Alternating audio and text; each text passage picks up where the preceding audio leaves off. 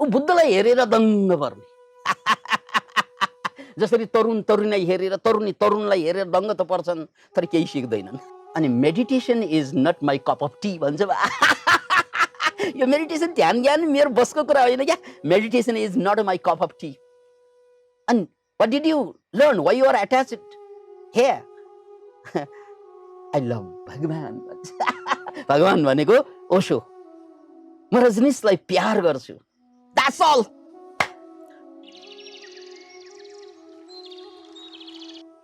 आशय, आशय भनेको उद्देश्य, आशय भनेको इच्छा, आशय भनेको चाहना। मेरो आशय यो गर्नु छ, मेरो आशय यो भन्नु छ।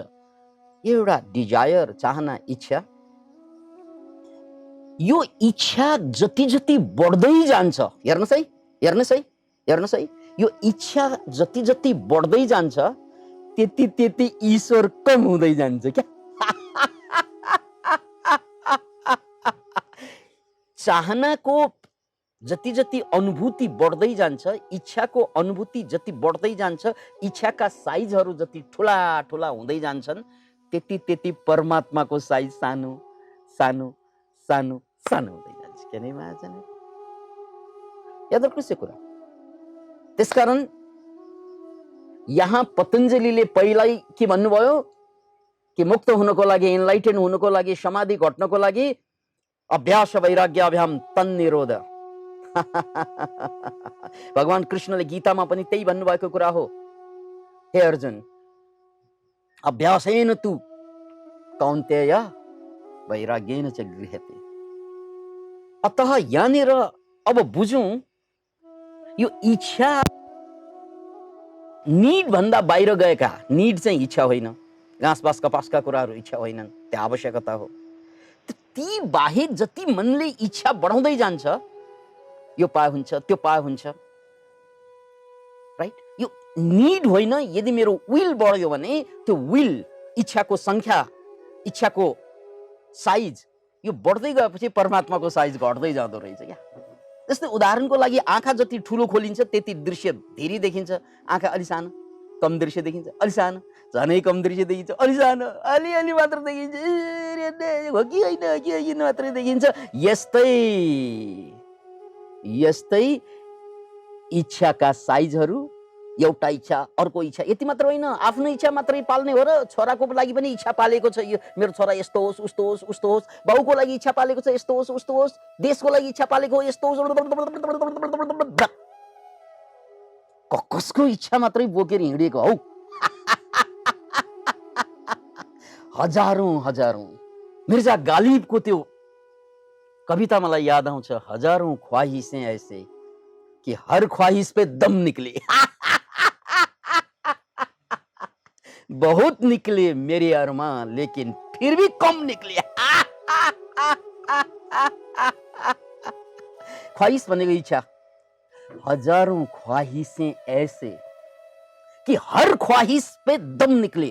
अरे यार, यति इच्छा छन्, एउटै इच्छाले ज्यान जान सक्छ, एउटै इच्छा पूर्ति हुन अगाडि ज्यान जान सक्छ। मसँग त्यस्ता त हजारौं इच्छा छन्। एउटा इच्छा पूर्ति हुनको लागि मेरो जिन्दगी लाग्न सक्छ, मेरो ज्यान सकिन सक्छ, तर मसँग त्यस्ता हजारौं इच्छा छन्। हजारौं ख्वाहिशें ऐसे कि हर ख्वाहिश पे दम निकले। दम भनेको साहस। अरे यार, एउटा इच्छा पूर्ति नभइकन मान्छे मरिदिन्छन्, त्यस्ता त तपाईले हजारौं पालिराख्नु भएको छ। त्यस्ता इच्छा त हामीले हजारौं पालिराखेका छौं। त्यो मिर्जा गालिब उर्दूका महाकवि, उनको यो वचनलाई फेरि पनि दोहोर्याउन चाहन्छु। हजारौं ख्वाहिशें ऐसे कि हर ख्वाहिश पे दम निकले। बहुत निकले मेरे अरमान। अरमान भनेको पनि इच्छा हो। बहुत निकले मेरे अरमान फिर भी कम निकले। अरे यार, यति अरमानहरू निस्किसके, यति इच्छाहरू पूरा भइसके, तै पनि फेरि कमै पूरा भएको छ भन्छन् मान्छे। Can you imagine it?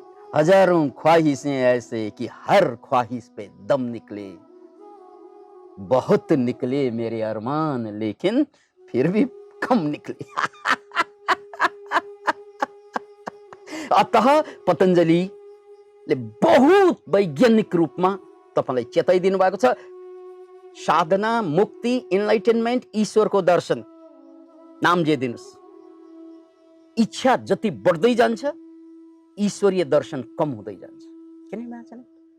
त्यसकारण सूत्र के त भन्नाले इच्छा घटाऊ, आवश्यकतामा आऊ। इच्छा घटाउँदै जाऊ, आवश्यकतामा केन्द्रित हो, अनि हेर्नु चमत्कार जिन्दगीको। त्यहाँ ईश्वरको दर्शन तपाईँ खाली हुँदै हुँदै गएपछि, इच्छाबाट खाली हुँदै हुँदै गएपछि ईश्वर अवतरित हुन्छ। जसरी यो ग्लासको पानीलाई मैले पोखाउँदै खाली खाली खाली हुँदै गएपछि अटोमेटिकली त्यसमा हावा भरिँदै जान्छ, त्यस्तै तपाईँको मनबाट इच्छालाई निकाल्दै निकाल्दै फाल्दै गएपछि यसमा भरिने कुरा के हुन्छ? हावा हुन्छ। पानी बिना मान्छे 7 दिन बाँच्न सक्छ, तर हावा बिना मान्छे 7 मिनेट अगाडि, 3 मिनेट अगाडि पनि मर्न सक्छ। त्यसकारण याद राख्नुहोस् यो कुरालाई कि जति हामीले इच्छाहरूलाई फाल्दै जान्छौँ नि, तपाईँ खाली हात जाँदैन, जति पानी फाल्दै जान्छौँ हावा भरिँदै जान्छ। पानी भन्दा हावा 1000औं गुणा बढी शक्तिशाली हुन्छ। किन भन्नाले पानी बिना मान्छे 7 दिन बाँच्छ भने हावा बिना 7 मिनेट भित्र मर्छ। त्यसकारण महत्त्वपूर्ण के हो? पानी भन्दा 1000औं गुणा महत्त्वपूर्ण हावा हो। तर हावा लिनको लागि पानी खन्याउनु पर्छ। त्यसकारण यहाँ हावा भनेको परमात्मा हो, ईश्वर हो, इन्लाइटेनमेन्ट हो, मुक्ति हो, अनि पानी भनेको इच्छा हो। जति जति इच्छा घट्दै जान्छ त्यति त्यति तपाईँको ग्लासमा ईश्वर भरिँदै जान्छ। याद राख्नुहोस् यसलाई, जति जति इच्छा घट्दै जान्छ तपाईँको कपमा परमात्मा भरिँदै जान्छ। र जति जति बढी इच्छा थपिँदै जान्छ आफ्नो दाइको, भाइको, देशको, संसारको, विश्वको, यो इच्छाले तपाईँलाई दम निकाल्दिन्छ।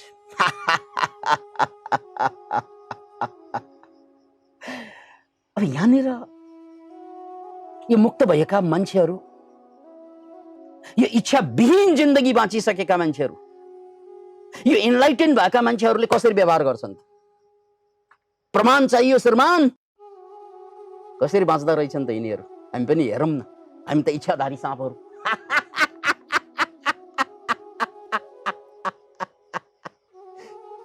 राइट। यही सन्दर्भमा मैले लुम्बिनी पुत्र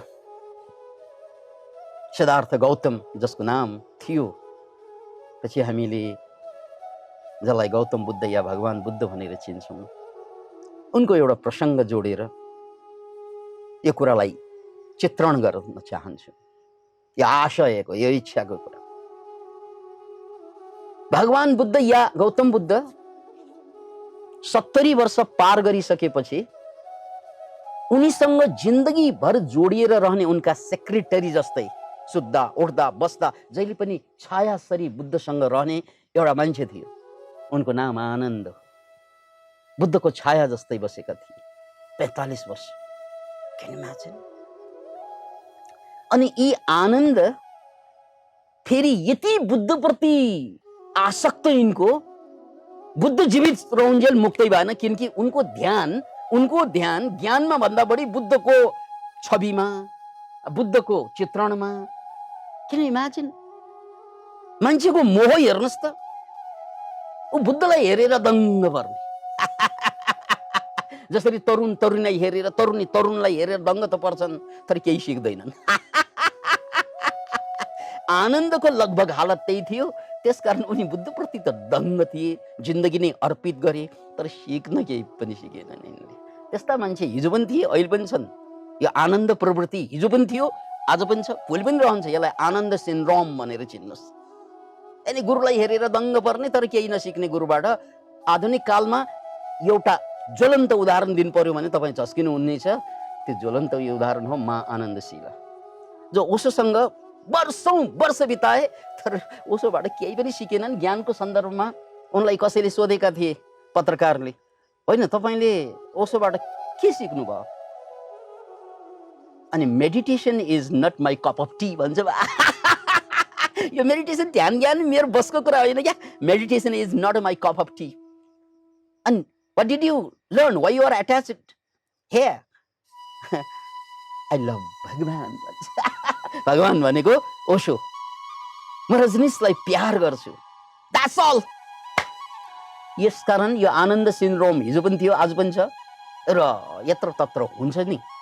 त्यसमध्ये तपाईँ पनि हुन सक्नुहुन्छ। यसरी भइदियो भने यो मोहको कारण पनि यो पनि इच्छा बनिदिन्छ, यसले पनि तपाईँलाई मुक्ति दिँदैन। Can you imagine it? त्यस कारण रोग थरीथरीका हुन्छन् मान्छे। यस्ता मान्छेहरू किनारमा आएर डुबेकाहरू हुन् कि, जो बीचमै डुब्ने मान्छे त धेरै हुन्छन्, तर कति मान्छे ज्ञानको किनारमा आएर डुबिसकेको। किन त भन्नाले त्यो किनारबाट ऊ माथि आउन सक्छ। अतः भगवान बुद्धको सन्दर्भ अगाडि बढाउँ। आनन्दलाई बुद्धले बार बार सङ्केत के गर्नुभएको थियो भने, आनन्द सम्यक सम्बुद्ध, यो इन्लाइटेनमेन्ट भन्दा पनि माथिको कुरा हो। याद राख्नुहोस् यो कुरा। 4वटा लेभल इन्लाइटेनमेन्टको हुन्छ, त्यो 4वटा लेभल भन्दा माथिको कुरा हुन्छ सम्यक सम्बुद्ध। किनकि अर्हत भनेको पनि इन्लाइटेन बिइङ हो, त्यो त हजारौँ लाखौँ करोडौँ जति पनि हुन सक्छ, तर सम्यक सम्बुद्ध युग युगमा मात्रै जन्मिन्छ। त्यसकारण भगवान बुद्धले बार बार भनेका थिए, कसलाई भनेका थिए? उसँग छाया जस्तो रहनेको आनन्दलाई, आनन्द सम्यक सम्बुद्ध भनेको युग युगमा मात्रै आउने मुक्त पुरुष हुन्। त्यसकारण यदि उनले चाह्यो भने असम्भव केही पनि हुँदैन। उनले आयुलाई लम्ब्याउन सक्छ, युग युगसम्म पनि लम्ब्याउन सक्छ। त्यसकारण उनी जे चाहन्छन् त्यही हुन्छन्, तर सम्यक सम्बुद्धले केही पनि चाहँदैनन्, मुक्त पुरुषले केही पनि चाहँदैनन्, त्यहाँ इच्छा हुँदैनन्। त्यति मात्र कुरा हो। तर चाह्यो भने जे पनि गर्न सक्छ। यो भगवान बुद्धको आनन्दलाई सङ्केत के दिइरहेको थियो भने, सङ्केत, हे आनन्द, म 70 वर्ष नागेँ, अब म संसार, मेरो शरीरले संसार छोड्दैछ। यदि तिमीहरूको इच्छा छ म संसारमा बस्ने, कतिले भन्छन् नि, अझै पनि मलाई एकजना साधकले लेख्नु भएको थियो कि मेरो उमेर हजुरलाई लागोस् भनेर, मुरारी शाहले। Can you imagine it? त्यो प्रेम हो। साधकहरूको भक्ति हुन्छन्, मेरो उमेर हजुरलाई लागोस्, यो भन्दा ठुलो के? तुम्हें और क्या दूं मैं दिल के सिवा, तुमको हमारी उमर लग जाए, यो सबभन्दा ठुलो उभार हो। Can you imagine it? अतः यहाँ भगवान बुद्ध, उनी त मुक्त पुरुष, सम्यक सम्बुद्ध। त्यसकारण आनन्दलाई सङ्केत दिइरहे। आनन्द त ज्ञानसँग कम, भक्तिसँग कम, आसक्तिसँग बढी जोडिएको मान्छे। त्यसकारणले भगवानको त्यो सङ्केतै बुझेनन् उनले। यदि आनन्दले त्यो बेला भगवान हजुर अलि लामो बाँचिदियोस्, हाम्रै उमेर बोकेर भए पनि बाँचिदियोस् भनिदिएको भए, बुद्ध 100 वर्ष, 150 वर्ष, 200 वर्ष, कति वर्ष बाँच्छ त्यो थाहा नै छैन। त्यो करुणा अनुरूप बाँच्न सक्ने त्यो क्षमता भएको मान्छे, तर आफ्नो इच्छा छैन, आफ्नो इच्छा हुँदैन। शरीर त पुरानो भइसक्यो, अब यसलाई जोगाउने कि नजोगाउने भन्ने आफ्नो इच्छा हुँदैन। तर करुणावश फेरि लामो बाँच्न सक्ने। तर 3 पल्ट बुद्धले ठाउँ ठाउँमा, 3 पल्ट, अब कतिपल्ट इसारा दिने, ठाउँ ठाउँमा इसारा दिँदै रहे, तर आनन्दले त्यो इसारा कहिले पनि टिपेन। अन्ततः यो कुरा एकजना दुष्टात्माले सुनि। बुद्धले चाह्यो भने जे पनि हुन सक्छ भन्ने सुनेपछि त्यो दुष्टात्मा आउँछन्। हेर्नुहोस् है, अनि त्यो दुष्ट आत्माले के भन्छन् भने, दुष्टले, भगवान जय होस् हजुरको, हजुर यत्रो वर्ष हजुरले घुमी घुमी धर्म प्रवर्तन गर्नुभयो, लाखौं लाख मान्छे मुक्त आत्माहरू जन्माइदिनु भयो, लाखौं लाख मान्छे हजुरका अनुयायी छन्। अब हजुरलाई धेरै बाँच्न आवश्यकतै छैन। भगवान यो शरीर, जर्जर शरीर बोकेर, पुरानो शरीर बोकेर के बाँच्ने भगवान? अब संसारबाट हजुर बिदा भए पनि भयो, बिदा भए पनि भयो, हजुर बिदा भए पनि भयो। Can you imagine it? अब तपाईँ हामीलाई त्यो ठाउँमा राखेर हेरौँ, कसैले आएर हजुरलाई हजुरको उमेर भयो विकासानन्द, धेरै बोल्नुभयो हजुरले, धेरै बकबक गर्नुभयो। अब हजुरको सबै चाहिँ हजारौं भिडियोहरू युट्युबमा छ। अब हजुरले संसार छोडिदिए पनि हुन्छ भनेर मलाई भन्यो भने, या हजुरलाई नै कसैले प्रियतमाले, प्रियतमले, छोराले, बाउले, दाइले, भाइले, अब तिमी धेरै बाँच्यौ, अब त शरीर छोडिदिए पनि भयो नि भनेर भन्यो भने तपाईँलाई के प्रतिक्रिया आउँछ? एकछिन सोचौँ, कुल्ड माइन्डले सोचौँ है। के प्रतिक्रिया आउँदो होला? ल तपाईँ आफैलाई साक्षी राखेर श्रीमती ल्याएर त्यही भनिदिएको भए, या श्रीमानले भनिदिएको भए, या छोराले भनिदिएको भए के होला, या साउले भनिदिएको भए के होला, या दाइले भनिदिएको भए के होला? अब बाँच्न पुग्यो तिमीलाई, पुग्यो। के भन्छौँ हामीहरू? यो सबैको प्रतिक्रिया फरक फरक हुन्छ यहाँ। अब सोच्नुहोस्, बुद्धले के भन्नुभयो होला त? बुद्धले के भन्नुभयो होला त? Can you imagine it? त्यो दुष्टात्माको कुरा सुनिसकेपछि एकजना साथीले लेख्नुभयो, त्यहाँ धुलाई खान्छ मलाई भन्यो भने।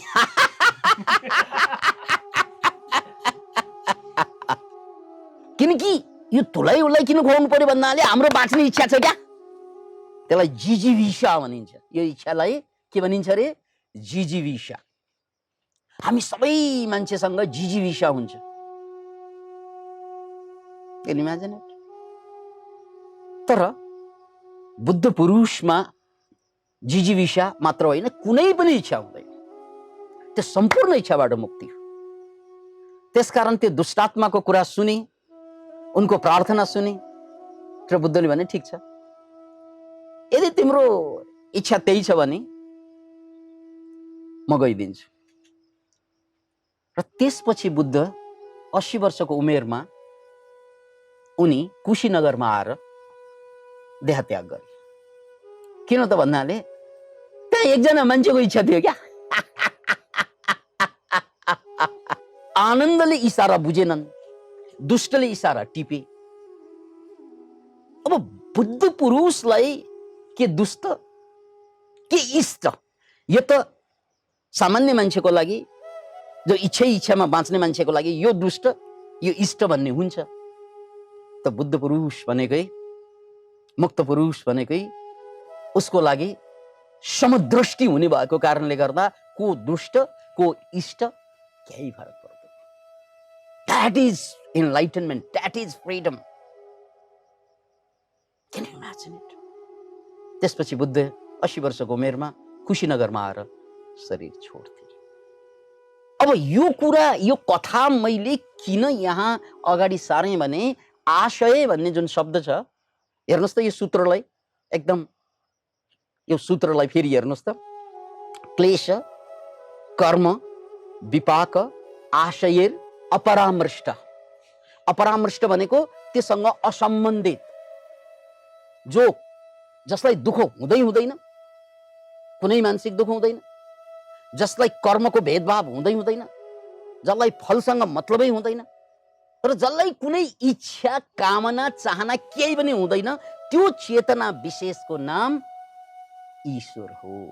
त्यसकारण त्यस्तो चेतना ब्रह्माण्डमा सर्वत्र छ, सशरीरमा छ, अशरीरमा छ। यो चारवटा कुरा, क्लेश भनेको मानसिक दुःख, कर्म एक्सन, अनि विपाक भनेको प्रतिफल, अनि आशय भनेको चाहना इच्छा, यो चारवटा कुरा घट्दै जानु नै हामी भित्रको ईश्वर जाग्दै जानु। यो चारवटा कुरा घट्दै गयो भने हामी भित्रको ईश्वर जाग्छ। यो चारवटा कुरा बढ्दै गयो भने हामी भित्रको ईश्वर बिस्तार बिस्तारै ओझेलमा पर्दै जान्छ।